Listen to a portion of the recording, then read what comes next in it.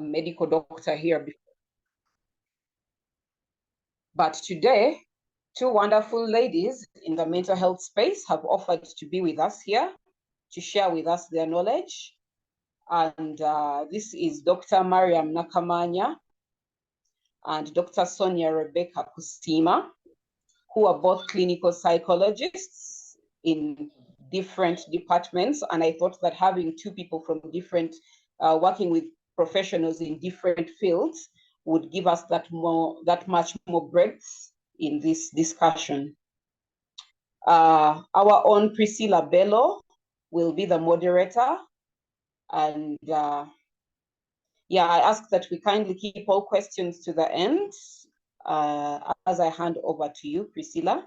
Thank you very much.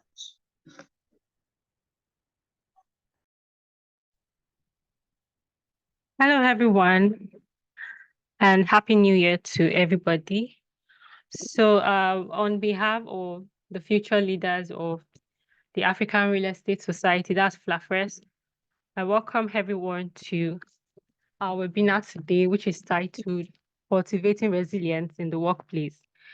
And today we are honored to have two distinguished guests who are going to bring a wealth of knowledge and expertise to the discussion on coping mechanisms for workspace challenges and depression. Our first guest is Miriam Nakamanya. She has a master's in clinical psychology counseling from the University of Kisubi. She has experience in managing clients with a wide range of mental health issues. She is also involved in developing and implementing individualized treatment plans for clients to treat mental health issues such as depression, anxiety, trauma, and ADHD. She also conducts psychotherapy sessions with clients using evidence-based therapeutical approaches, including CPT and DBT.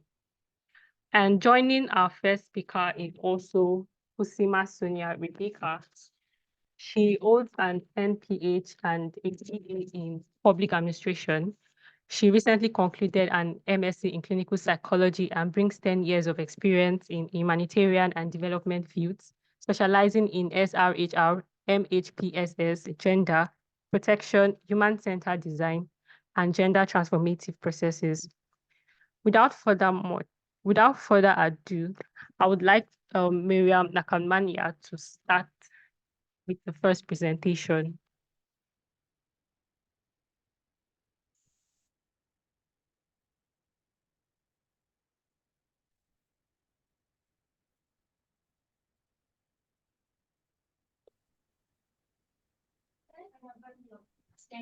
Hello.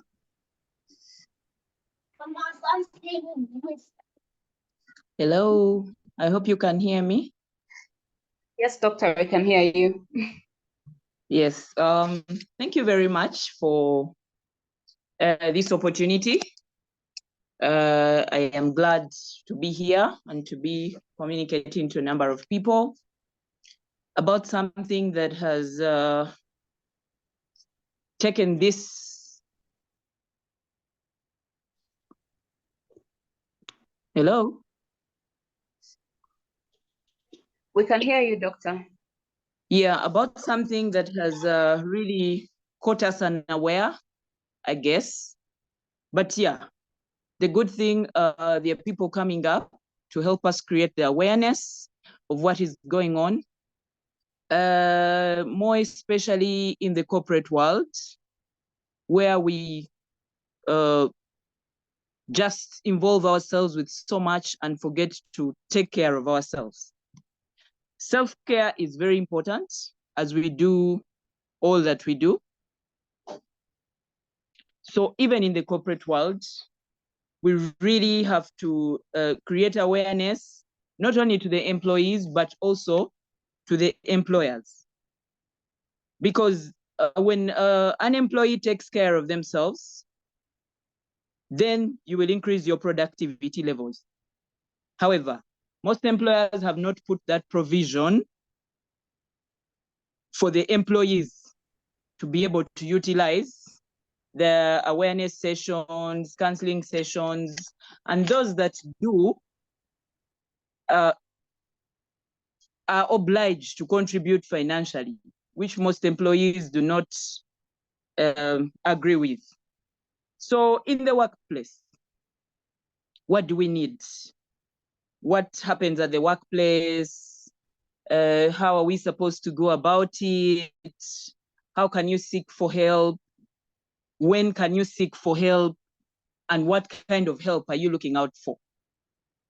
So when you look at the workplace, the major issues that have caused problems for most of us are not having realistic goals. So each employer has objectives, sets objectives and achievables at the beginning of the year. How you achieve whatever has been given to you on your scorecard is entirely up to you. Yeah, I've been in corporate employment before, and nobody cares. Targets are given to you, and your role is to make sure you fill in the numbers, either to the dot or even exceed, to be able to get maybe a bonus, a promotion, without considering other factors of somebody's life. So our role as psychologists, as therapists, as counselors, is to create awareness in this environment for the employees to maximize productivity. How are we going to help them to manage themselves, to take care of themselves, so that we can be able to get the numbers out of them? So first and foremost, we need to create awareness. How do you do this? Most of our organizations organize end-of-year parties to celebrate what they have achieved and whatnot. So instead of waiting for end of year, I think we should go ahead and organize workshops, seminars for these employees to find out. When you bring in other people, you'll be able to find out what is going on at work, what they are going through that can help them to maximize their productivity. Once you find this out, then it helps the employer to develop a strategy to help these employees cope with what they're going through, and at the end of it all, give the results that are expected. So what coping strategies are we looking at? By practicing self-care, some organizations have brought up gym membership offers for employees, where they give you different grades, and if you want to upgrade, you probably add on to the subscription that the organization has made for you. In those gym and workout sessions, people are doing exercises, they are meeting nutritionists to help them see how to manage their diets. And this helps a lot to calm the employee and be able to help them focus and therefore be more productive. Then setting realistic goals. For some of us, when goals are given to us, we set a very close target. For example, they give you annual goals, but midway the year, you want to get a good appraisal. So what do? You embark on going all the way. You want to achieve your 12-month goals in 6 months. You may not realize that that is going to take a toll on you. However, if you broke down those goals into smaller tasks, smaller and manageable tasks, give yourself targets. Say, in 3 months, I should have achieved this amount of my scorecard. In 6 months, this is what I should have achieved. That leaves you time to take care of yourself and also involve with your family. Part of self-care is being involved with your loved ones, with your friends, doing what you love. And once you start to throw that out of your life, then you're creating a great impact on your well-being, your mental well-being, which will in the long run create problems like depression, cause anxiety when you don't achieve as you set the goals before. And this eventually leads to loss of so many things, productivity, friends. Some of us get into jobs and forget that we had friends. Your friends start complaining. You can't go out to a birthday party. You can't go out to a funeral because you are at work. Yeah, we need to be there for each other as friends. But how do you maintain this friendship while maintaining your role at work? That is by setting realistic goals and then manageable tasks, so that nothing crosses through the other activity. For example, if Saturdays are meant to be out with friends, please don't carry your work on Saturday. Ensure that you do whatever you have to do, leave your work in office on Friday, and get that Saturday out. It helps you take off a lot of stress, a lot of fatigue. Yeah. And by the time you get back to work on Monday, you're feeling a lot better. So let's help and try and set realistic goals and make sure we're there for our friends and families. And and make sure we also eat healthy, try and build a support network. For example, you can build a support group at work where people train each other. For example, if you're the boss and you have a number two, train them to see that in case you are stressed, you had a long week and you cannot come in on Monday, there should be a plan. Somebody should be able to sit in for you. But how do you do that? If you let them train, most of us in our management positions do not like to train our number twos because you think they'll take over. If that job is yours and you're doing it well, nobody's going to take over it. Yeah. It's also good to grow your people. When you grow your people, when you train your people, it becomes convenient. You can step out for 2 days and not be anxious and not panic about what will happen. While you're home trying to catch some rest, you're confident that your subordinates can actually carry on with the work. But if you think you're going to do it all alone because you're the boss, then we are going to have a problem. So many times we have people at work feeling sick when they're actually not sick. Someone has a lot of pain, ache, fatigue, and they keep going to the hospital and all the results turn out positive or turn out negative. You just have fevers, you have headaches, but when they check for any underlying issues, you don't have any.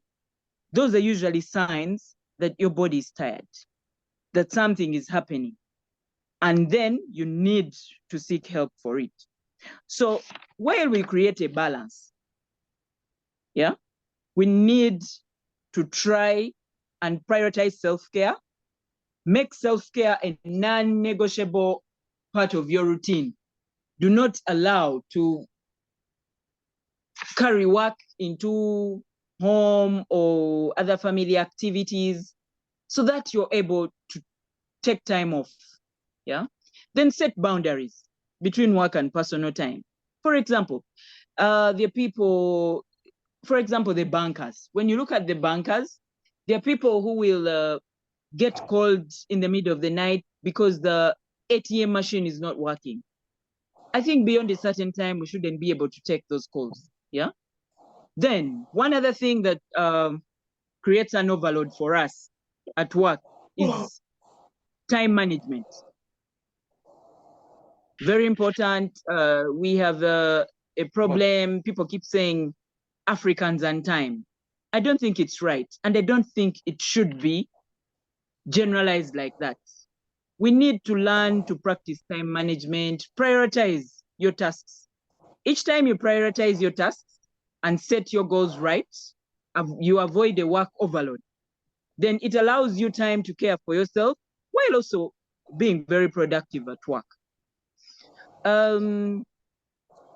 More so, we need to be mindful about our thoughts, that is cultivating mindfulness about our thoughts. Sometimes we dwell too much on small things, yeah? And then you start building on a negative thought that will start to stress you, cause anxiety. and eventually disorganize your focus. How do we manage this? You practice mindfulness. One of the greatest methods of managing or practicing mindfulness and managing your thoughts is meditation. These days, there's so many apps that guide you on how to meditate, where you get to think about something and then challenge it, but in your mind, silently. Someone wouldn't know what you're doing. But while you challenge that thought within you, it helps you overcome whatever ill feelings you had about it. And then monitoring your mental health. How? Pay attention to signs of stress, for example, and anxiety. Sometimes you're unusually low. Your mood is so low, you're always anxious, you panic over small things. Please look out, be on the lookout. We can tell, as individuals, we can tell. You're like, oh, this week I've been so low. Please seek for professional help when that starts to happen, so that you don't really get into the deeper end of this. Then adjust your expectations. Sometimes, for example, at work, you have targets that have been set for you, and then by mid-year, you have not even achieved quarter of those targets. Be realistic. Adjust your expectations accordingly. Know that this has not been possible. However, this is what I can do. Yeah. If you push yourself so hard, then you're going to get problems. You need to adjust accordingly every other time for your mental well-being. Because if you're not doing well mentally, then you'll not be able to be productive at work. Yeah. Then usually, it may not be you. It may be a colleague. It may be a friend. It may be a family member. What do you do to help them? Try and offer empathy and understanding. How? If someone keeps telling you they are low this week, the other week, try to understand them. Probe them more. Find out what is going on. Why are you low? Is there anything you did? How can I be of help?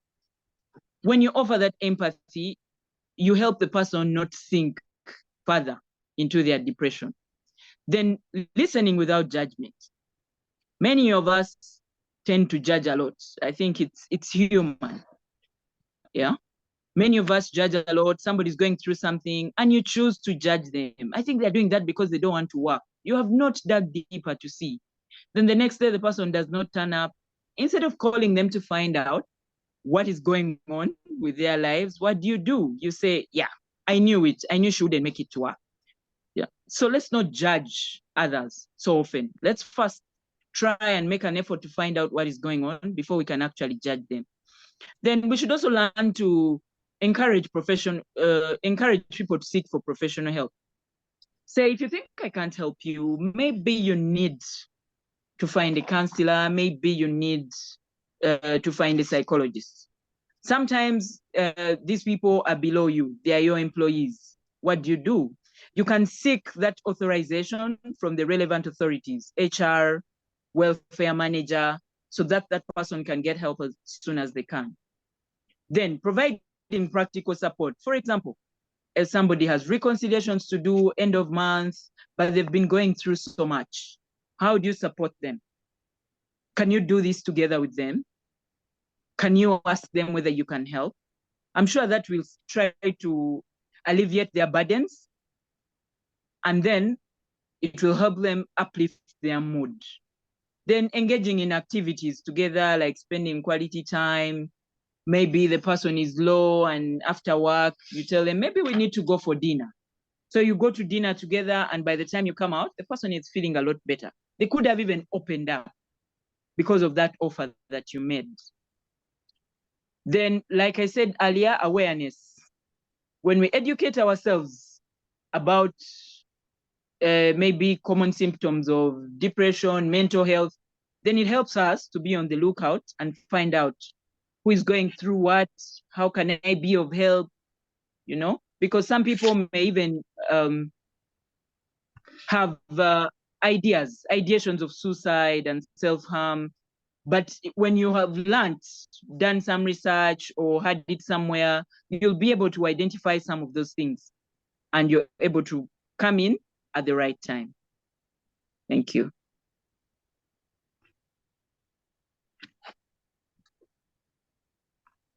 Hello.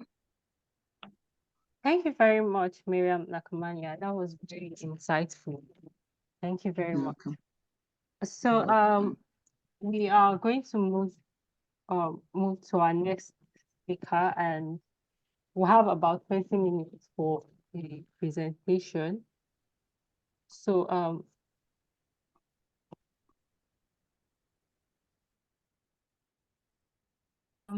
thank you very much, Priscilla. Good evening, everyone. Once again, my name is Sonia, and I'm going to put a little more emphasis on the aspect of depression. So one thing that we must realize as people in a workspace is stress, burnout, and all those other things, anxiety, are just a thin line away from causing a person depression. So if we do not manage all of those issues, if we do not pay attention to the signs that Mariam has just shared, then your chances of actually dropping to an actual mental health condition that would lead you to be institutionalized are quite slim. So you need to pay really much attention to that.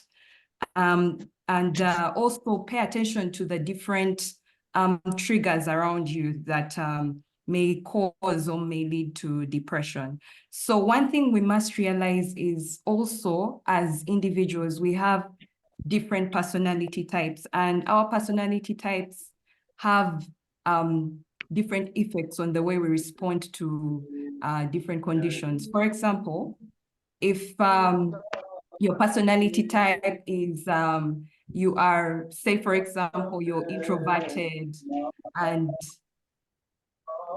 you're an introverted person and you love to be to yourself, but then someone needs you to always be exposed to people. You're constantly the one who's in the face of people. You're like doing a job that requires you to do marketing, go in front of people, talking to them. It can be a bit stressful to you, and it would make you even want to start cutting work because you're being put in a space that is not friendly to your personality type. Luckily for us is there are a lot of personality tests on the internet that are free. So it's important for us to also take some time and take those tests so that we better understand who we are. And she mentioned even something about setting unrealistic targets. Setting unrealistic targets may not be even so much about numbers. It could also be about setting targets that do not suit your personality, your traits. And you may set targets. For example, you're not very good at marketing, but you want to be the best marketeer on that job. You may not be very good at negotiating, but you want to be the best. So taking some of those tests can help you do that. So to delve a little bit into some of the possible causes of depression, in relation to workspaces, we have things like stressful events. For example, you're at work and you experience an issue like sexual harassment or abuse or bullying, and you're expected to show up at work every time, and you're not very comfortable sharing, for example, with the HR about what's going on. Such stressful events may cause you to start getting into a low state, getting you into a state where you wouldn't really want to be at your workplace. You don't want to be there. And yet you're thinking about, okay, so how do I pay bills? How do I get food on the table? How do I resolve these different issues? And it's worse if the person who is harassing you or bullying you is a senior person. You're like, I can't even report this person. So you find yourself slowly sliding into a low mood, getting anxious every time you come into work. You're very jittery and all of that. Another thing that may cause depression also is for especially the ladies, I'd like to also speak to that. Ladies go through a lot of hormonal changes, and we need to pay attention to those issues. Sometimes you're going through certain things and you wonder why you're really low. You walk into the workplace and your colleagues you feel like you're not even doing a great job. You feel low, your colleagues start to irritate you. And sometimes people pass that off as, oh, it's a normal thing. Yeah, it's just, that time of the month, it's a cycle, but we can't just simply pass off certain issues as just normal incidences. Sometimes they speak into deeper issues. Then the other possible causes are, for example, if you have and not just unrealistic targets, but also unsafe work environments. If the work environment is not safe for you, it could be an issue. Then you're looking at things like job insecurity, for you're constantly under pressure searching for jobs on the internet because your contract is either 3 months or your bosses, as soon as you break one small rule, you're fired, things such as that. Then unclear job roles. You walk into, and I think I've had colleagues sharing in the past that they do not like that clause that says any other duties assigned, because that can mean anything. So if your boss tells you to do a certain job that is not under your job description, and you're so afraid of them, and you're afraid to tell them that, it gets a bit stressful for you, and also can cause like poor concentration. And then also basic things like inadequate pay. You might think it's such a basic thing, but imagine this.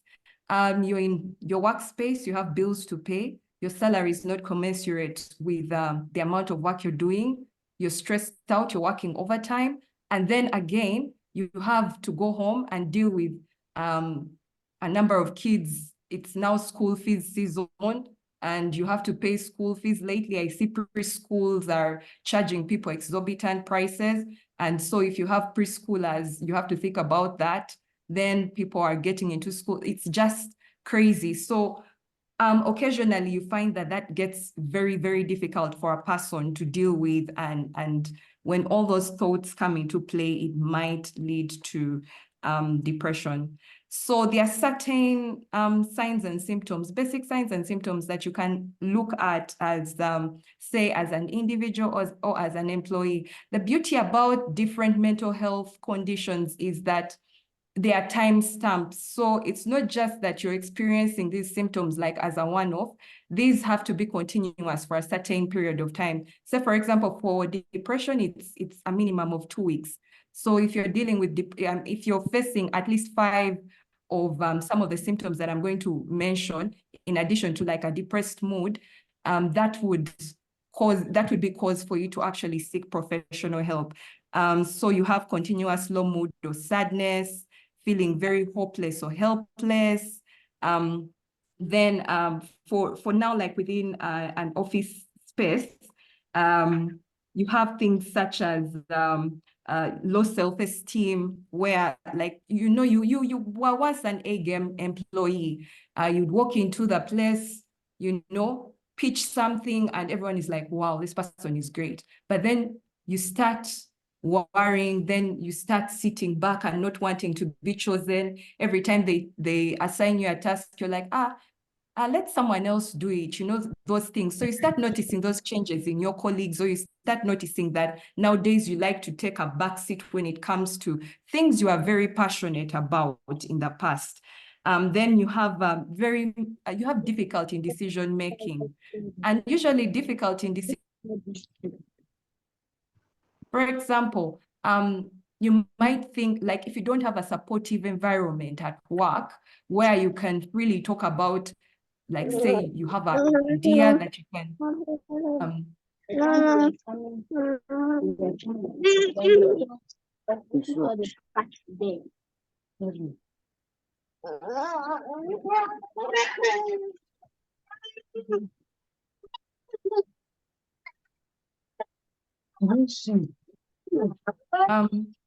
yeah, so I hope people are able to hear me. I was getting some bit of background noise. So yes, so you, for example, if you don't have a supportive work environment, you've pitched an idea and you're constantly told it's not good enough, it's not good enough, do better. There is no positive feedback around whatever you're sharing.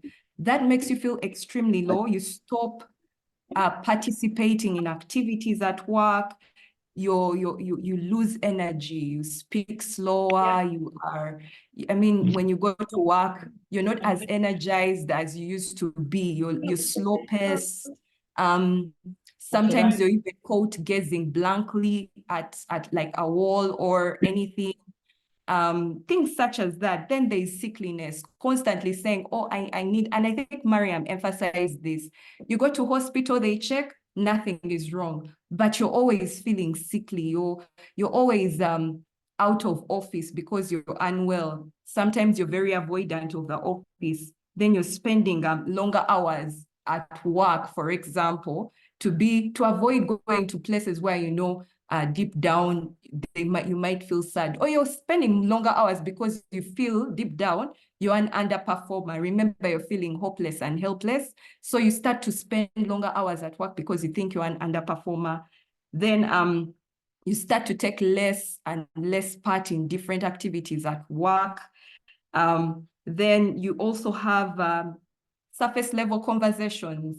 Someone comes to check in with you. At first, someone would ask you, so how are you? And you're like, oh, I'm great. Then you even want, you know what my kids did yesterday?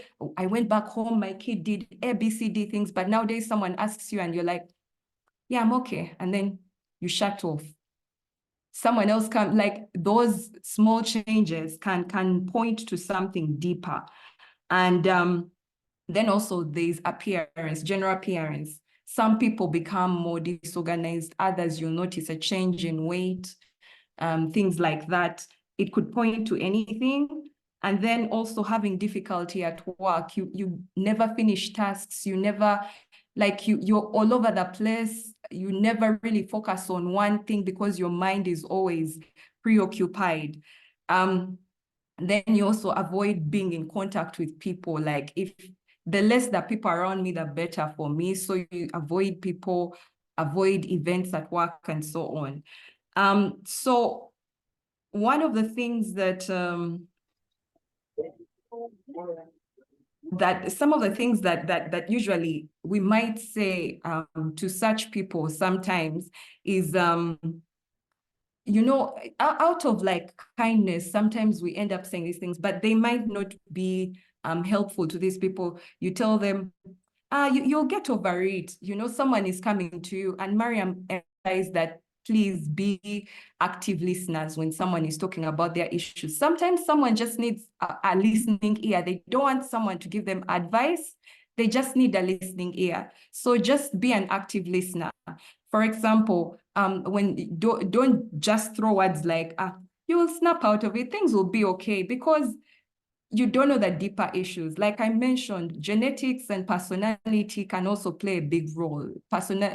So sometimes people's genetics are in such a way that they, like, it's either a seasonal depression happening, or it's a depression caused by like a hormonal imbalance, or there's an issue with different things. So telling someone, oh, you snap out of it, instead of encouraging them to seek help or encouraging them to have conversations and not judging them, would be something that would make someone actually switch off. So in the workplace, some of the things that as individuals, for starters, that we can do to avoid ourselves, or prevent ourselves rather, from slipping into this place is scheduling.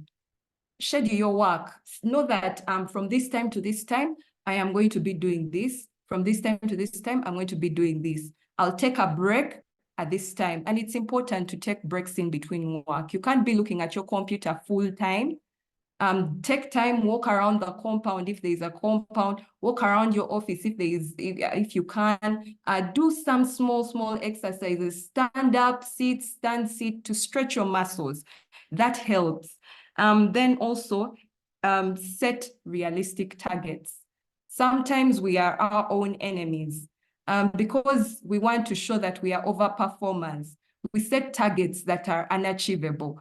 For example, you tell yourself, oh, I have to meet 2,000 clients this week and pitch this idea to them. But in the real world, are you going to meet those 2,000 people? So when the 2,000 people don't show up, you beat yourself up about it and you start calling yourself an underperformer, which is not the truth. So set realistic targets for yourself. Delegate. I know a lot of people are afraid of delegating because they think the other person is going to take over their roles. But when you work in teams, when everyone wins, you win. So when you work as a team, it means that you're also winning if the team wins.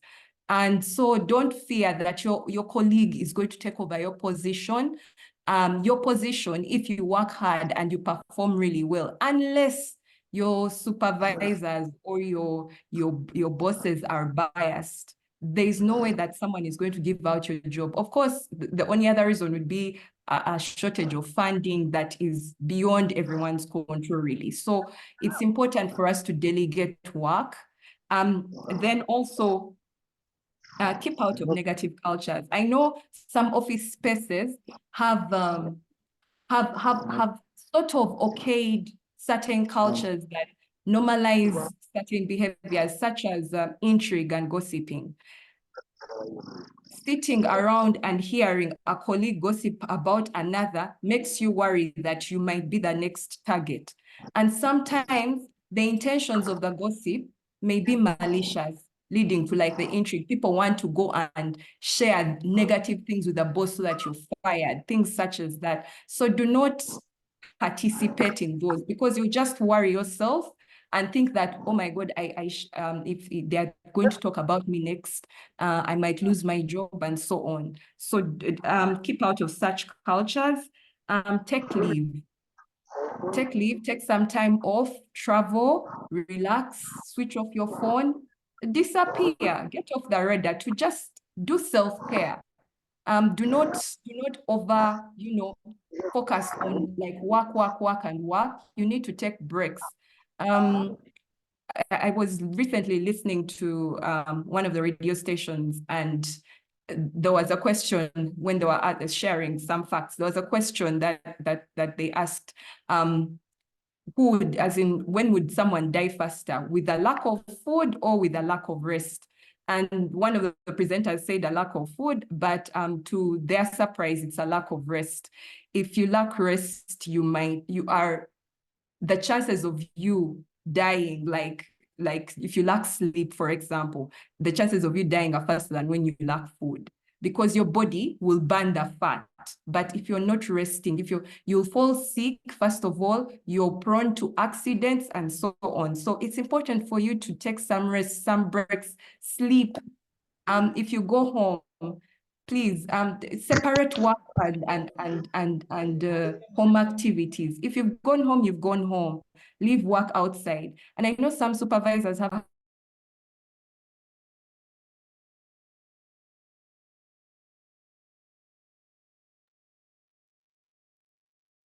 sorry. So people have a habit of calling at strange hours and asking people to do work. I think from the get-go, you need to set those boundaries as people. And also supervisors shouldn't take offense whenever people say, I cannot do this work at this time. It's my time off. It's my day off. It's really important for that. Then as employers, oh no, before I go to the employers, some people think therapy is strictly for people who are dealing with mental health challenges like the actual disorders, but therapy is for anyone who feels like they are distressed, and for anyone actually in general. You know, the way you go to a hospital and you're going for routine medical checkup, normalize doing the same for therapy. It's not only for when you are mentally ill. Therapy is important for everybody, whether you're mentally ill or not. And then for the employers, allow employees to take time off. Then also set good policies that are protective of different categories of people that are more prone to that are more prone to these different illnesses. Like, for example, if a person comes and shares with you, or I deal with depression, or I deal with anxiety, or I have this particular problem, don't use it against them. They're sharing this information with you in confidence so that you can have their backs just in case anything happens while they're at work. So have policies that are friendly to people that are dealing with different challenges.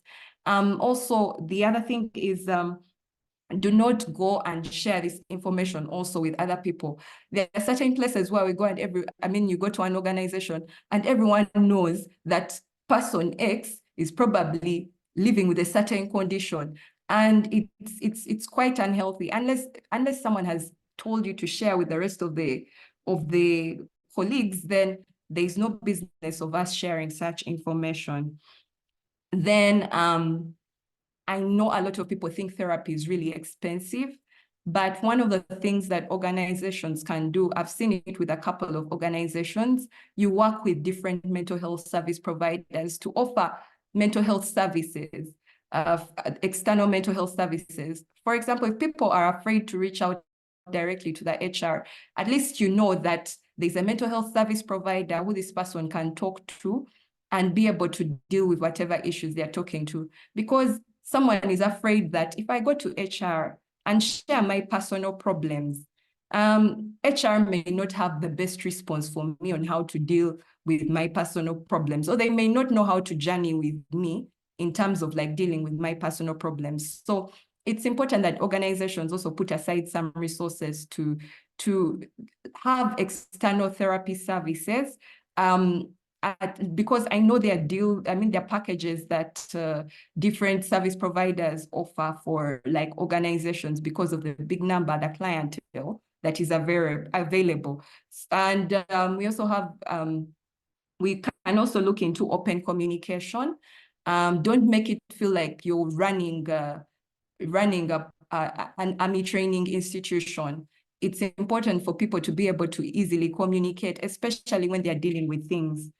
And then if you can, make benefits and incentives for employees reasonable. And then also you can introduce buddy systems. This is something that I picked up from one of the places where I worked.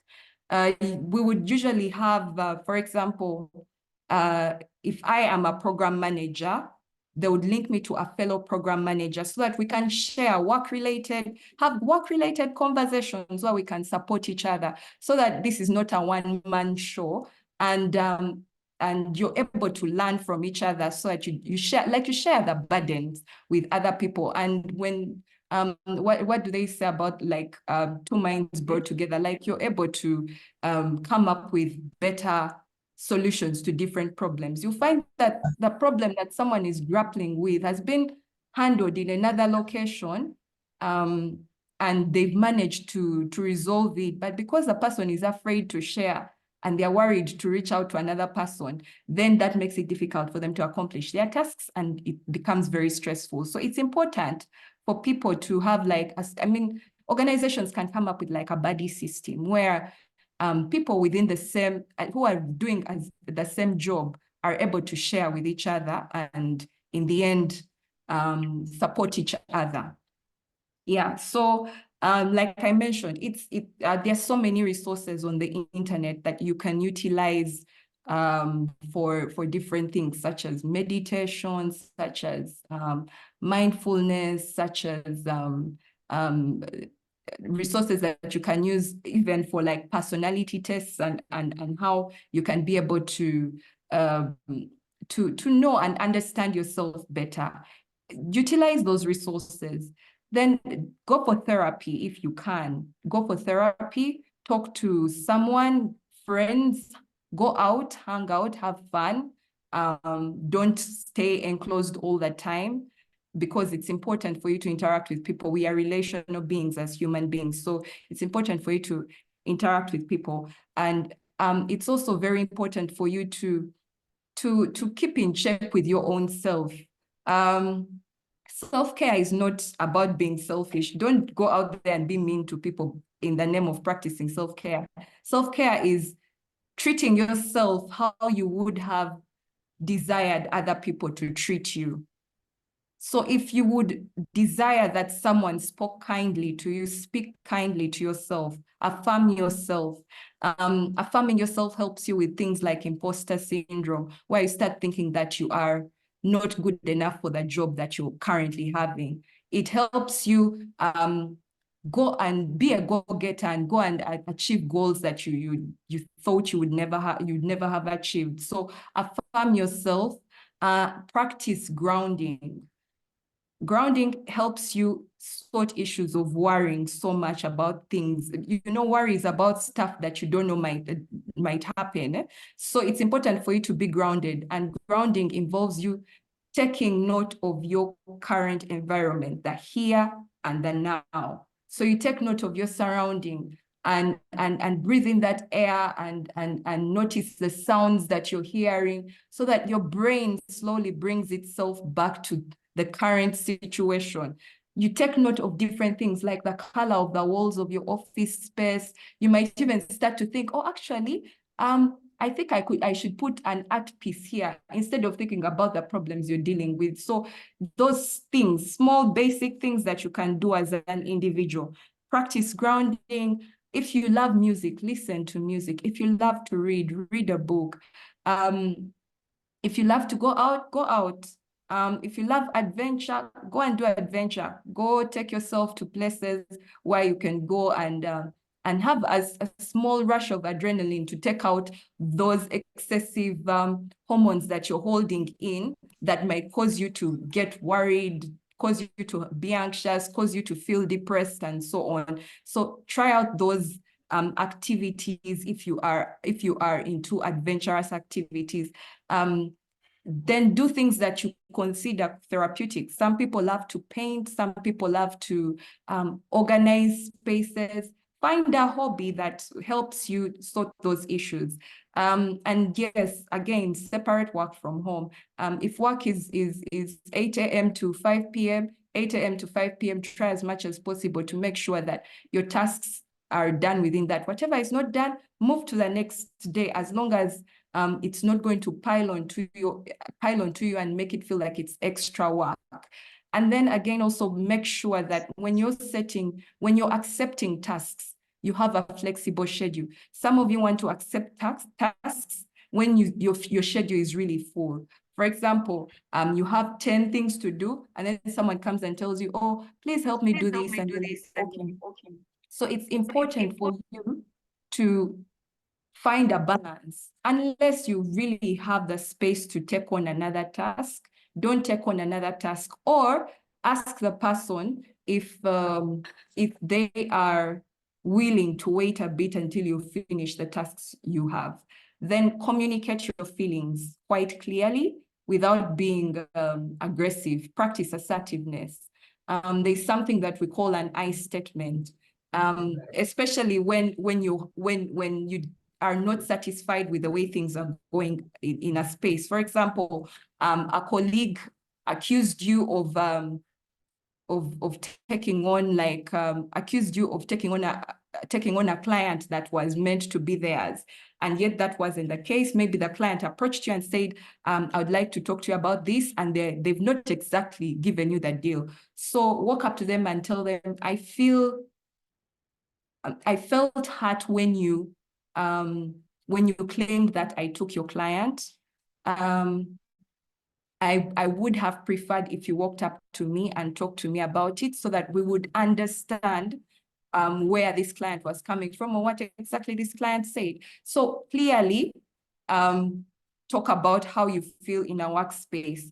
And then also HR is having like an open policy for people to easily share work-related issues without getting into fights and so on, and handling workplace grievances.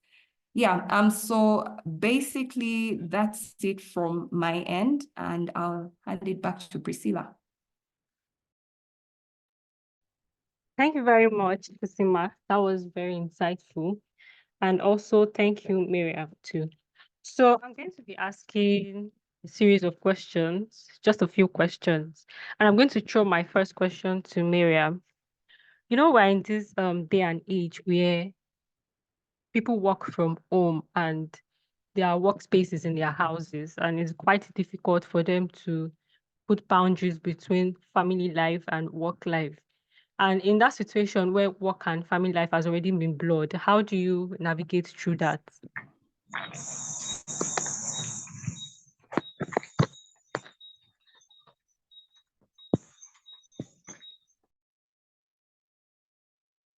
Hello.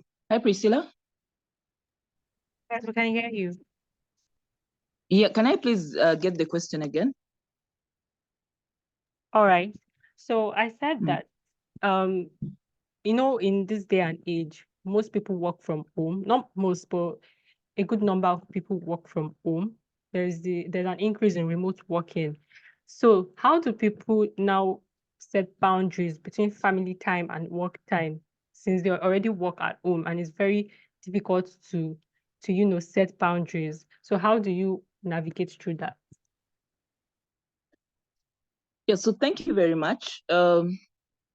Actually, I think it's an advantage. It has helped a lot of people overcome work stress. So the one major thing that you have to focus on. Hello?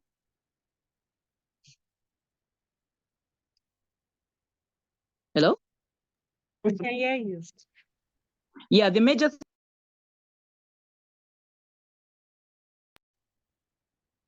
when you practice time management, you're able to prioritize your tasks. So you know that between certain times, this is what I'll be doing.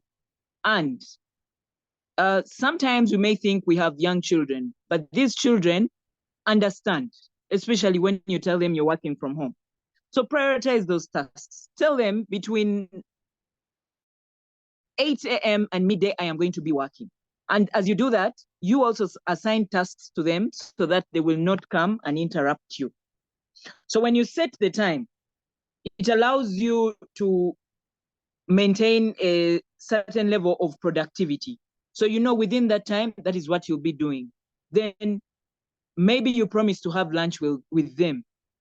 There, the family is also able to adjust accordingly. They'll know mom or dad will be busy between this time, but they'll be waiting on you to have lunch with them.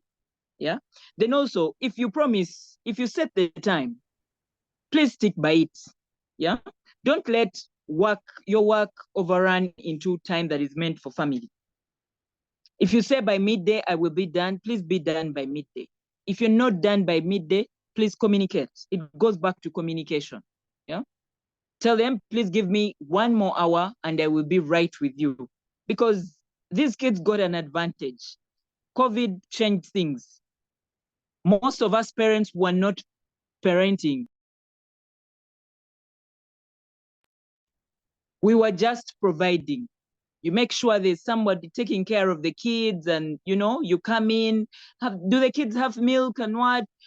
But then when COVID came, you had to be there. You had to have hands-on practice, information with the children. You learned so many things. For the kids that were doing online, you even had to come in and help sometimes. So once you manage your time well and prioritize your tasks, then you'll know. If you have an urgent report, then go with that first. Or you could adjust the time and say, instead of having lunch at midday, we'll have it at 2. So you know you're going to complete that work task and then go have lunch with the family. Yeah. So once you practice that, manage your communication skills very well, then you'll be good to go. Thank you. Thank you very much, Miriam. So, Kusima, do you have anything to add?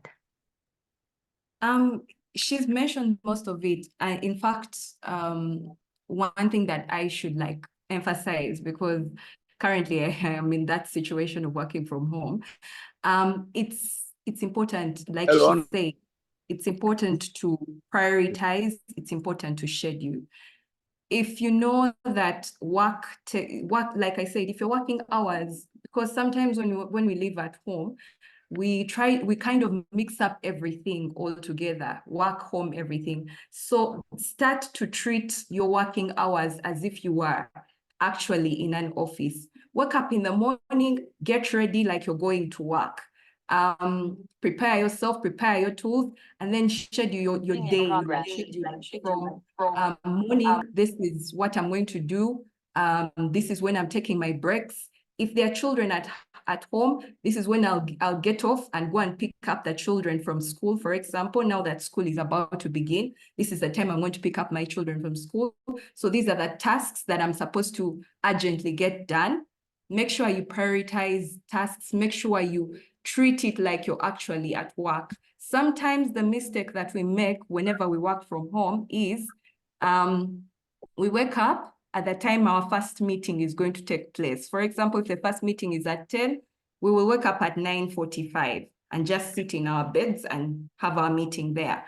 And that sort of slows down your day, first of all, because you've woken up not mentally prepared to work. So when work ends, say, for example, at 5 p.m., shut down your laptop, shut down everything, and freshen up as if you've left from work. Freshen up like any other day you would have been physically at work. Freshen up and get yourself into the home mood where you can now, say, for example, relax with the children, relax with your spouse if you have a spouse, or if you're alone, take time to relax as a person, watch screen or whatever, do some cooking around the house and all of that. If you are able to set up such an environment for yourself, and like she said, like Mariam said, if you are able to communicate with your children, don't think your children do not understand. If you're able to communicate with them and tell them, hey, between time X and time Y, say mommy or daddy is working, and I would love it if you allowed me that time to finish work, and then later on when I'm done with my work, I could come and play with you, or we could watch TV together and so on. Also, incorporate activities within your day that would allow you time to also look into like breaks. Take breaks where you can take a walk. In the evenings, take a walk with your family. If they are home early enough, take a walk with your family. It's holiday time. Some of them are still home, the children. Take a walk with them, do some activities with them so that you can easily separate. So scheduling is important, prioritizing is important, and also treating the environments as they would have been if you were physically going to work. So for example, working hours, treat it like you're actually in an office at work. And then home hours, please be home, be fully present at home, switch off work. Yeah. Thank you very much. So I have another question for you. There's instances where your workload increases and there's a change in routine. Maybe all of a sudden, something happened at your place of work and you have to put in more hours, you have to turn in more time and everything. So how do you adapt and manage that kind of unexpected change?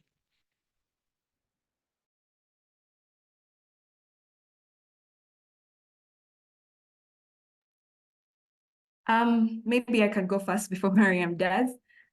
So the unexpected change, first of all, before, I know sometimes the change is so sudden, and sometimes we see the change coming.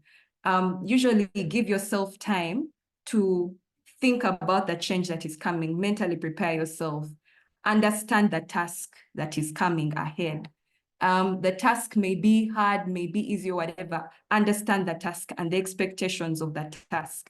Then when you understand the tasks and expectations, organize your tasks, schedule them, organize them, prioritize them, and then know that, okay, I have to give extra hours to this particular task.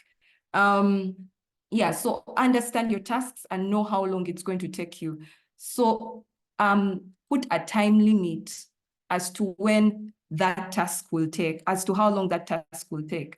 If, say, for example, it's a report that was not earlier communicated, but you have to deliver, put a time limit. Say, I'm going to work on this report for this time. If it's going to take me a couple of days, I'm going to take a couple of days. If it's going to take me some time overnight, I should be in bed by maximum 11. So if I'm working from 7, 7 p.m. to 11, let me make sure that I've done that task within that time. So put a time limit on how long that task is going to be. Don't make it a continuous thing, because if you make it a continuous thing, then it will spill over into your other tasks.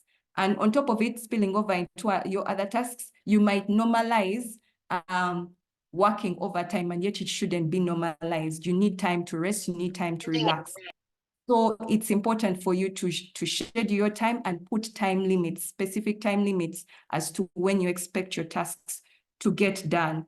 And then the other thing, for those that you expect, it means that you haven't been doing a lot of prioritization.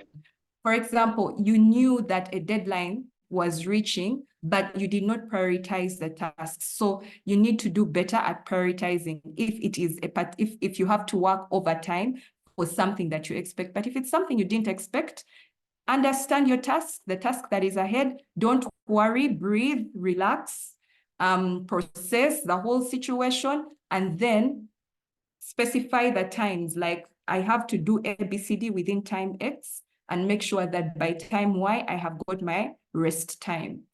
Yeah. So I'll hand back to you, Priscilla, or Mariam can go next. Thank you very much, Kusima. So my next question is directed to Miriam. We're in this day and age where there's this thing being promoted, they call it also culture. It's more like if you're not sleeping, if you're not sleeping 2 hours every day, it's more like you're not doing enough. And it's the also culture means that you shouldn't even sleep 5 hours. I feel like 5 hours is for lazy people. And most people also buy into this also culture. They feel like you have to be working 24/7. You shouldn't sleep. You should be grinding. You should be on your laptop 24/7. How do you think we can manage this kind of mentality that some people have, and it's being promoted, especially when you go on social media? Thank you, Priscilla. Now, like Sonia said earlier, one of the major causes of depression is lack of sleep. When your body does not rest, then there's so much that doesn't go on.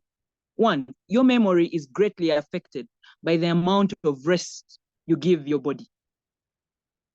Please look at that, find out about it. There are a lot of importances of sleep, but one of them is to help the body reset. When you go to sleep, the body resets. And by the time you wake up, you're able to do so many things that you'd not have done if you stayed awake longer. Yeah. So we need the sleep, and we need to tell this. I tell this a lot to the young people. Even schools are trying to adjust. They realize waking kids up very early for morning preps, 3 a.m., does not really yield them results because they've not gotten enough hours of sleep. Yeah. So we need to encourage, talk to each other. Sometimes small things come up. Small things. Somebody starts getting moody. They're always tired. And the simple solution is sleep. Yeah. Actually, there's some doctors, when you go to hospital twice and they're not, they don't discover anything, any underlying problem with your body, with your blood, with your urine, what do? They give you sleep drugs and tell you, you go and take this. It's a muscle relaxer. What does that muscle relaxer do? It will knock you out. Usually they don't last more than 3 days.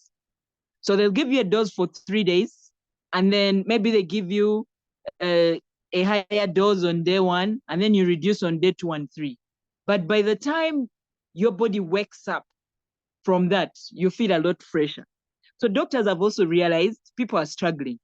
And the single problem that is disturbing them the most is this lack of sleep. Someone tells you during the day they're awake. Then they tell you, my brain works more at night.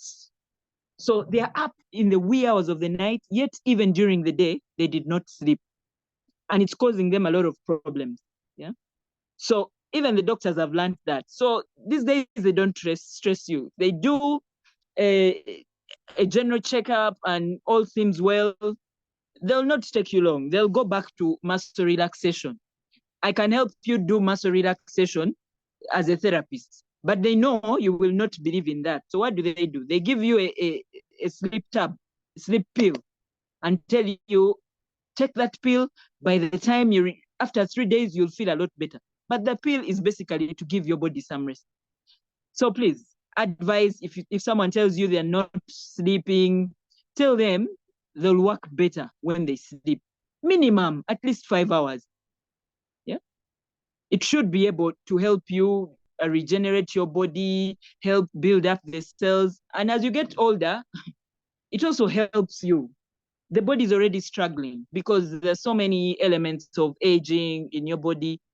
But when you rest, you help the body regenerate substantially. So let's really advise people to sleep and try and read more about this. The doctor may not tell you why they're giving you a muscle relaxer, but that's the major reason why they do it now. So you can get enough rest. But most importantly, people are suffering from dementia. Those are results of sleep debts that you had way before you got where you are. Yeah? That's why you find now multiple people, even young people, you find a young person having dementia. It's because you don't sleep. Your memory is built by rest. So when you rest, it helps you, especially the long-term memory. You lose everything that you have slowly but surely. It may not be immediately, but eventually you realize you don't remember so many things. And that's the result of not sleeping enough. Thank you, Priscilla. Thank you very much. So I'm going to throw my next question to Kusima. So when do we know that it is time to seek professional support for our mental health concerns? For mental health concerns, first of all, it's as soon as you feel like you're not operating on 100%, it's important for you to seek help. Don't wait for the timestamps that I mentioned earlier that are associated with the different mental health problems for you to be able to go and seek professional help. As soon as you feel like I am not doing well mentally, I have slowed down. I and Mariam have shared a couple of signs that you can look up for. If you realize that you've slowed down or anything, seek professional help. Sometimes we might not be able to point out what exactly is wrong with us, but we notice those changes in ourselves. It's important to seek professional help. Plus, let me also emphasize that you should start treating your mental health the same way you treat your body, like the rest of your body, your physical health. When you go for your routine medical checks, like for example, you're like, oh, I'm just going to the hospital to just do a routine medical check. It's important to do the same for your mental health.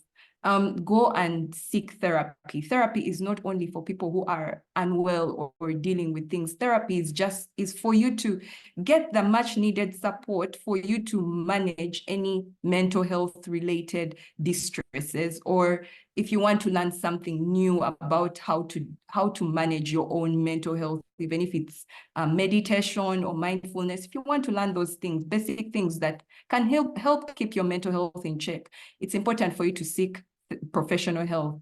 But mostly, if you start to feel like things are not as they should be mentally, go and seek professional help.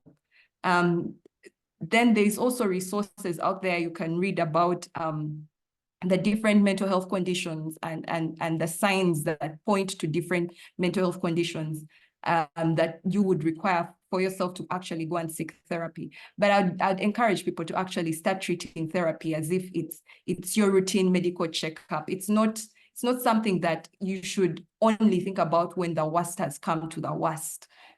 Something you should think about as any other usual medical checkup. Thank you very much. So I'm going to throw this question to Miriam. You mentioned during your presentation that most times our employers do not care. They only care about how many targets can you bring into the company, how much can you bring into the company. So how do you deal with an employer that is the cause of your depression, especially when they do not listen to you and you've tried to effectively communicate your needs to them? How do you deal with that kind of employer? Thank you, Priscilla. So usually with employers that do not listen, if you have sought help, if you as an individual have identified that you have a problem with your mental health, it's important to seek help. So if you've sought help, usually either the psychiatrist or the therapist is able to talk to your employer. We are trained to help people even when we do not tell directly what the person is going through. So once I realize the problem is at your workplace, with your authorization, I am able to go and speak to that employer. Many times we have awakened so many issues, and sometimes the employer has not even realized. Yeah. So we try and speak to the employer, try and involve your therapist to speak to your employer, because you may not even be alone. It may be a whole group that is waiting. And at least most of the people that we have spoken to, we have got very positive results, and other employees have been able to benefit from such programs. Because sometimes they don't understand. That's the awareness I spoke about in the beginning. When you create awareness, it's important that we start with the employer, not just with the employees, because even the employer will be able to identify signs. Yeah. If someone has been productive, they have been an A-game employee, and all of a sudden things are happening, you don't sack them, you don't put them on suspension, you don't give them a warning later. Yeah. You have to find out what is going on with that person so that you take the necessary precautions. So yes, reaching out, you may not be able to reach out, but your therapist can be able to reach out and create that kind of awareness. Thank you.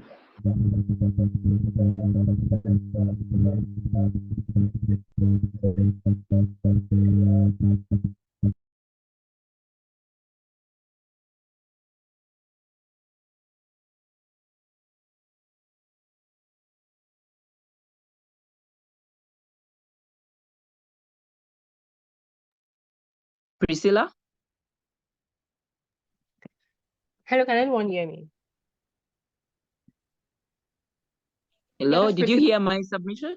Yes, I heard you. Thank you very much. So All right, that'll be the end for this session. And I don't know if anybody from the audience has one or two questions.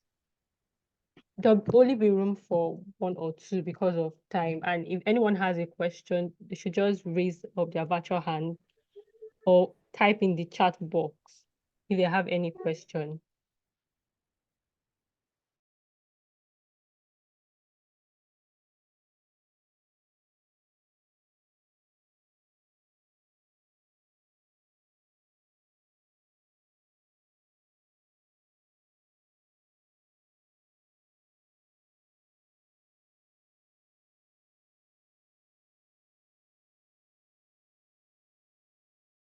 All right, so since there are no questions, I'm going to leave the floor and give the mic to Fiona.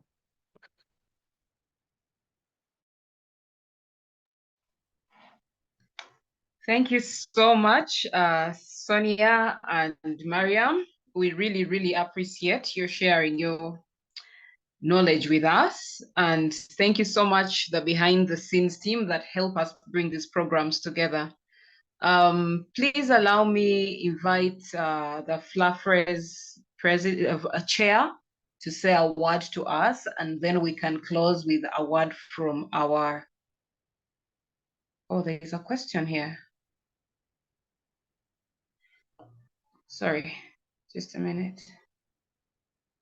How do you overcome yelling? Deborah, do you want to elaborate on that, please? Kindly just unmute yourself and ask that question.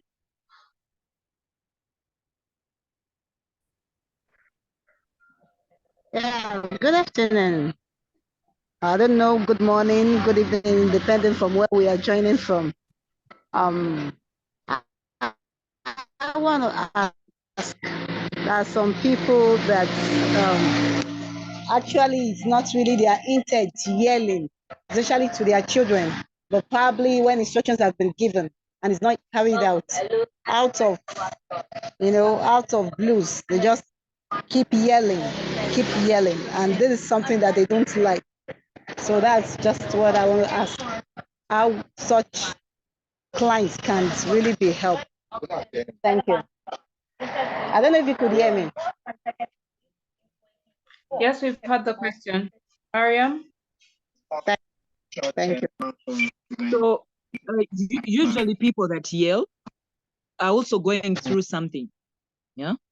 There's so much, either something that happened back in their childhood or something that they're currently going through. So those are people that also need to seek help. Yeah. If you realize you're going to affect that child, eventually, wherever that child goes, they'll also be yelling at people because of that.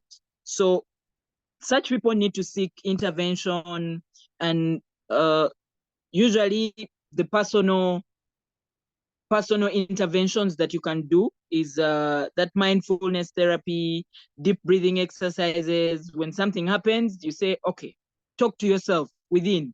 Say, Mariam, take a deep breath. When you take a deep breath, you realize you calm down and you'll not be able to yell at whoever that has wronged you or has not done things right.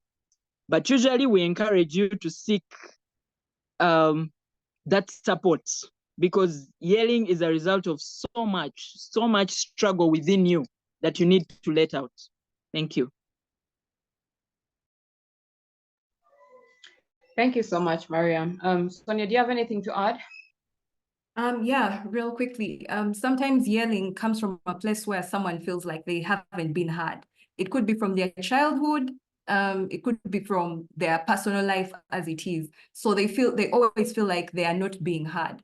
And such people, like also to emphasize, should go and seek professional help. And talk about maybe because psychotherapy usually helps because you are able to talk about what your deep experiences have been in the past, so that you can identify where this is coming from.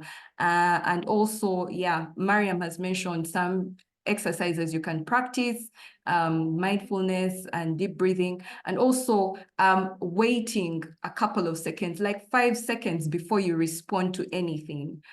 Don't respond like because you are like you have to respond. Take some time, process whatever it is that you want to say, and then respond. Breathe and then respond, so that you do not yell. So that by the time you have to respond, you're a bit calm. So it's important for such people to either seek help, professional help, to identify whatever the underlying cause of the yelling is, which in most cases is they feel like they're not being heard. And then also probably because they are distressed or something. So it's important for them to find what the underlying cause is, so that they deal with the root cause and sort of manage how they respond in the future.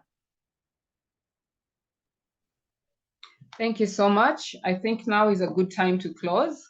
We shall have the FLAFRES chairperson say a word, and then our AFRES president is present. Maybe he can close with a greeting or so. Thank you so much, everyone, for coming today. Okay, thank you very much, Fiona, for putting this together. And we are all very grateful. I can see that we also have the AFRES president, Dr. Kunle Awolaja, and also our treasurer in the person of Dr. Rachel. So maybe, Mr. President, over to you. Let's hear from you once you're here. Yeah, it's just, yeah, good evening all. Good evening. Yeah, I've been following up, and I think it's something that is pleasant to hear, and is something that has really contributed much to learning. And what we all need to have is that we need to take care of our health, and I think that's one of, especially our mental health, in what we do. And so I want to commend everybody. I don't have much to say. I don't need to deliver further lecture. So commend all of us and commend the headship of Flafres for bringing this down. I think it's going to be continuous and it's something that we will sustain as it goes on. Thank you all and God bless us all. Thank you. Thank you so much, Mr. President, and thank you for other members of the board who are here in other leadership capacities, as well as the 2024 chair of the AFRES conference, Professor Chioma Okoro. I saw her online as well.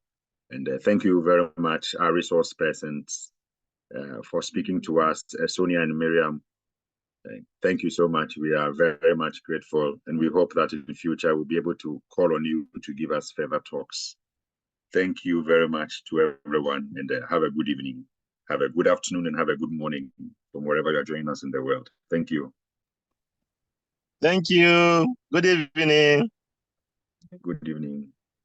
Good evening. Dr. Gavu, well done. Greetings. So I think, Priscilla, I think you can stop the recording now.